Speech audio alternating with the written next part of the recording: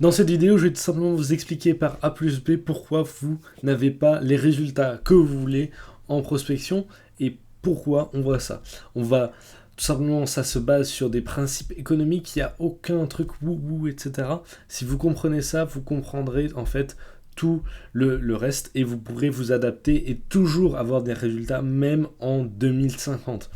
Cette loi-là, en fait, elle s'appuie sur l'offre et la demande. C'est-à-dire que, en fait, qu'est-ce que vous voyez là en 2024 avec du cold email, c'est qu'il y a plusieurs choses qui arrivent. C'est-à-dire que, par exemple, il y a plein de choses qui se mettent en place de manière fantôme sans que vous voyez forcément. C'est par exemple le cas avec des nouvelles normes de délivrabilité, avec par exemple des gros bugs Outlook et des bans Gmail. C'est-à-dire que quand vous faites de la prospection par email, vous allez voir sur Outlook, si vous n'avez pas de chance, il y a certains mails qui ne s'envoient pas. Si vous n'avez pas de chance sur Google, vous pouvez tout simplement vous faire ban sans raison. Autre chose, c'est qu'il y a par exemple des règles comme que la plupart des gens ne savent pas. La plupart des gens, ils savent que, ok, il ne faut pas mettre de liens, il ne faut pas envoyer trop de mails, mais la plupart des gens ne savent pas qu'il faut par exemple avoir moins de 30% de ressemblance entre tous les emails que vous envoyez. Ce qui veut dire avoir de la spin tax et avoir aussi de la copie avec l'IA. Donc, concrètement, ça, c'est des choses que vous savez peut-être pas. Et de l'autre côté, en fait, vous ne savez pas, étant donné que vous ne voyez que ce que vous faites vous, ce que les autres peuvent faire en call email. C'est ça l'avantage et le gros inconvénient avec tout simplement la prospection, c'est que les gens ne peuvent pas, comme des ads, copier votre contenu ou vos ads, mais on ne peut, d'un même côté, on ne peut pas espionner et prendre tout simplement des inspirations des autres. Ce qui fait que, en fait, si vous n'avez pas de vue extérieure sur votre prospection, sur votre système en général, vous êtes en fait dans un cycle infini. Vous êtes dans tout simplement quelque chose qui ne marchera jamais. Parce que, en fait, là, vous êtes dans deux solutions. Vous êtes, soit vous faites votre prospection vous-même, soit vous avez des commerciaux qui le font à votre place. Dans les deux cas, en fait, soit vous faites in-house, soit vous déléguez ça. Et donc, voilà les problèmes que vous pouvez avoir. En fait, si vous le faites par vous-même, votre acquisition client elle va être irrégulière parce que il est impossible pour vous d'aller chercher plus de clients et en même temps d'aller chercher plus de prospection parce que sinon vous allez tout simplement burn out, vous allez tout simplement travailler 18 heures par jour parce que en fait, soit vous avez peu de clients et donc il faut vous avez le temps pour prospecter, soit vous avez trop de clients et donc pas le temps de prospecter. Ce qui fait que, en fait, le seul moment où vous pouvez avoir de la place pour refaire de la prospection, c'est quand vous commencez à churner des clients, quand vous commencez à dire adieu à d'autres clients. Ce qui fait que, en fait, il est impossible de grossir comme ça. Si à chaque client, si à chaque fois vous devez attendre de perdre des clients pour en signer de nouveaux, vous êtes mort. Et dans l'autre cas, c'est en fait, il faut déléguer. Donc ça, c'est quelque chose, bien évidemment, à un moment ou à un autre, vous allez déléguer parce qu'il est impossible sinon de scaler ça. On ne voit jamais de grosses agences, à part cas exceptionnels, à taper des mois de plus en plus forts s'il n'y a qu'une seule personne. Parce que c'est logiquement, ça ne fait pas de sens. Aucun client ne va payer 10 000 euros à quelque chose qui est 1% meilleur ou même 10% meilleur alors qu'il pourrait l'avoir deux fois moins cher, quoi. C'est-à-dire que le prix, au bout d'un moment, vous ne pouvez plus monter le prix, quoi. Donc maintenant, si vous avez un commercial, en fait, un commercial ou que vous avez une agence, j'en parlerai d'une agence après. En fait, si vous avez un commercial, votre commercial, il est comme ça. En fait, l'acquisition de clients, c'est l'éléphant, et en fait, lui, il est quasiment yeux bandés sur en fait comment ça marche. Lui, il pense que étant donné qu'il touche à l'aveugle, il se dit oh ouais, l'éléphant en fait c'est une brique. Pour avoir de l'acquisition de clients, il va falloir que je fasse ça, il va falloir que je fasse ça.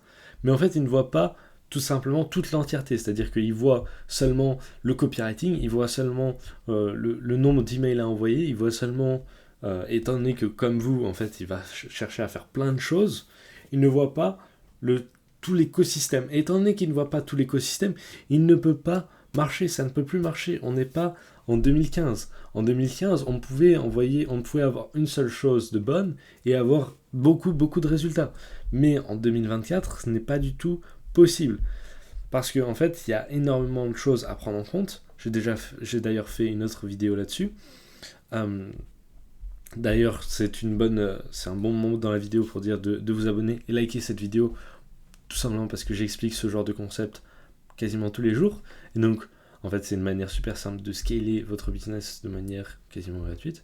Et donc, en fait, dans mes autres vidéos, j'ai par exemple expliqué en fait tout ce qu'il y avait dans le cold email, tout ce qu'il y avait pour avoir des résultats. Et si vous n'avez pas ça, en fait, vous ne pouvez pas avoir de résultats. Impossible. Autre chose, c'est que si vous avez une agence qui le fait, une agence qui le fait pour vous, la plupart du temps, le gros problème avec les agences, il y en a plusieurs. C'est-à-dire que soit il y a les agences malhonnêtes qui vont vous prendre un retainer et qui ne vont rien faire, c'est-à-dire qu'ils vont par exemple lancer vos campagnes et après faire aucune amélioration sur votre copywriting, etc. Il y a des agences qui ne savent tout simplement pas toutes ces choses-là, qui en fait sont concentrées que sur avoir de nouveaux clients, sans améliorer le produit, ce qui font que par exemple, ils n'ont pas d'IA, ils n'ont pas de trucs qui font que en fait vos emails ils changent à chaque fois, ils n'ont pas de choses qui ne mettent pas en place tout l'écosystème pour vous, donc vous ne pouvez pas avoir de résultats. Vous aurez plus de résultats pour moins cher qu'un commercial, ça c'est sûr. Maintenant, ce sera toujours pas incroyable. C'est pour ça que moi, la chose que je fais, et je vois ce problème-là quand j'ai pas mal de clients en appel, bah en fait, il faut tout en même temps. Il faut tout en même temps. Et étant donné que moi, par exemple, je travaille sur un format de performance, c'est-à-dire en fait, vous me payez au nombre d'appels qualifiés, je n'ai aucune raison de ne pas mettre tout l'écosystème en place, parce que sinon, vous n'allez pas avoir de résultats. Donc en fait, pour comprendre pourquoi il faut toujours aller chercher plus loin et comprendre un peu l'état du cold email en général, il faut comprendre l'état du monde en fait, l'état de l'évolution en général. En fait, l'évolution, la manière la plus parlante de vous montrer ça, c'est l'évolution de l'éducation. C'est-à-dire que avant, en 1900, etc., avoir un diplôme, c'était incroyable parce que c'était super rare, comme vous pouvez le voir par exemple en 1950, il y avait 5% des gens qui avaient leur bac sur une année. Et on est en 2014 là par exemple, et il y a 77% maintenant. Du coup, c'est vraiment énorme. Ce qui fait qu'en fait, vu que le diplôme il est rare, tout simplement les gens qui veulent recruter, ils veulent des gens qui ont un diplôme. Ce qui fait qu'il y a une faible offre et une haute demande, ce qui veut dire que donc, le prix est très élevé pour une personne qui a un diplôme. Donc le marché, là, qu'est-ce qu'il voit ? Il voit une asymétrie. Les personnes, en fait, que ce soit du côté de l'offre ou de la demande, ils se disent, ok, moi je veux plus de diplômes, et l'autre se dit, ok, moi aussi j'en veux plus. Et donc forcément, les clients vont chercher à se diplômer, et les vendeurs vont chercher à vendre des diplômes. Ce qui fait que donc les barrières à l'entrée sont moins importantes, et les gens, tout simplement, vont se diplômer. Et le problème avec ça, c'est comme vous pouvez le voir, c'est que les diplômes, là, ils ne sont plus rares. Les personnes qui ont leur bac tous les ans, c'est normal. Ce qui fait que, donc, avoir son diplôme, avoir son bac, c'est le minimum. Si vous n'avez pas le bac, aujourd'hui, vous êtes vu comme quelqu'un quand même de débile, qu'on se le dise. Ou de quelqu'un qui n'a fait aucun effort. Ce qui fait donc qu'il faut, pour avoir les mêmes résultats qu'avant, faire ce qui n'a jamais été fait. Faire quelque chose que personne ne veut faire. Et donc, jouer à des jeux de plus en plus complexes. C'est-à-dire qu'avant, il suffisait d'avoir des bonnes notes. Aujourd'hui, il faut avoir des bonnes notes. Il faut aussi avoir pas mal d'expérience professionnelle. Il faut avoir des projets sur le côté. Il faut avoir une excellente rigueur de travail. Et il faut aussi connaître tout le jargon du corporate, savoir comment monter les échelles le plus vite, savoir aussi être bilingue, savoir tout simplement toutes ces choses-là. Et c'est la même chose en cold email, c'est-à-dire qu'avant, la délivrabilité était à 100%, il n'y avait encore eu jamais de problème, il n'y avait personne qui l'utilisait. Mais maintenant, étant donné que c'est une des manières les plus simples et les plus rentables de faire du marketing, tout le monde a voulu envoyer des emails. Ce qui fait qu'il y avait des spammers aussi. Et donc, des nouvelles règles de délivrabilité, parce qu'il faut bien réguler ça. Donc maintenant, après les emails B2C, il y a eu les emails B2B. Et donc les emails B2B, c'était la même chose. C'est-à-dire qu'il suffisait, étant donné qu'il n'y avait personne qui proposait ça, il suffisait d'avoir une offre claire pour avoir des résultats.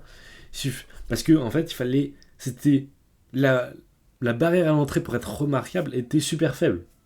Mais là, c'est plus le cas. Parce que, en fait, beaucoup de gens se sont fait décevoir, c'est-à-dire avec des gens qui, tout simplement, avaient des promesses énormes et un produit très mauvais. Et donc, étant donné que les barrières à l'entrée, une personne peut, comme moi, lancer une agence super simplement, bah, ça veut dire qu'il y aura de plus en plus d'agences avec le temps. Et donc, de plus en plus de concurrence. Et donc, s'il y a de plus en plus de concurrence, la manière d'être remarquable est de plus en plus difficile. Tout le monde se ressemble. Il faut faire ce que personne fait pour avoir des résultats. Donc aujourd'hui, en 2024, c'est ça le gros problème avec la prospection, c'est que tout le monde reçoit les mêmes emails, les mêmes offres, les mêmes façons de vendre. Ce qui fait que il faut se différencier et il faut tout faire quasiment en même temps. C'est-à-dire qu'il faut avoir, comme j'ai pu le présenter dans une autre vidéo, avoir un excellent volume d'emails, avoir une excellente délivrabilité, avoir une super liste de leads, avoir un super copywriting, avoir un super response handling, savoir super bien répondre aux emails, avoir une super offre et avoir une super conversion. Et avoir aussi un super produit. Ce qui fait beaucoup de choses à avoir de bien. L'avantage, c'est que moi, je m'occupe, en fait, pour vous, de toute cette partie-là. Toute cette partie-là, j'améliore votre offre, je réponds à toutes les personnes, je fais votre copywriting, je fais votre liste de leads, je fais votre délivrabilité, je fais votre volume. Après, vous pouvez le faire par vous-même, mais en fait, la grosse probabilité, c'est que vous soyez dans une de ces deux choses. Soit, en fait, vous passez, en fait, vous n'avez pas le temps de tout faire, soit vous faites les deux, mais étant donné que vous faites les deux, vous n'avez aucune edge, aucun avantage, vous n'avez pas simplement de sabres super tranchants, vous avez plein de sabres, mais en fait, ils sont un peu tous émoussés, quoi. Étant donné que vous n'avez pas de pression. C'est comme une balle de fusil ou de pistolet. La force qu'elle a, elle vient de sa précision. Elle vient du fait que ça soit limité dans une seule chose. Vous pouvez essayer, vous le savez, en fait, plus en fait, l'impact et la zone d'impact est petite, plus ça perce à travers. Et donc, quand vous essayez de tout faire en même temps, bah, vous avez quelque chose qui est tout simplement vous tapez un mur. Et quand vous tapez un mur contre un autre mur, il n'y a rien qui se passe. Alors que quand vous tapez avec un sniper, boum, vous passez de l'autre côté.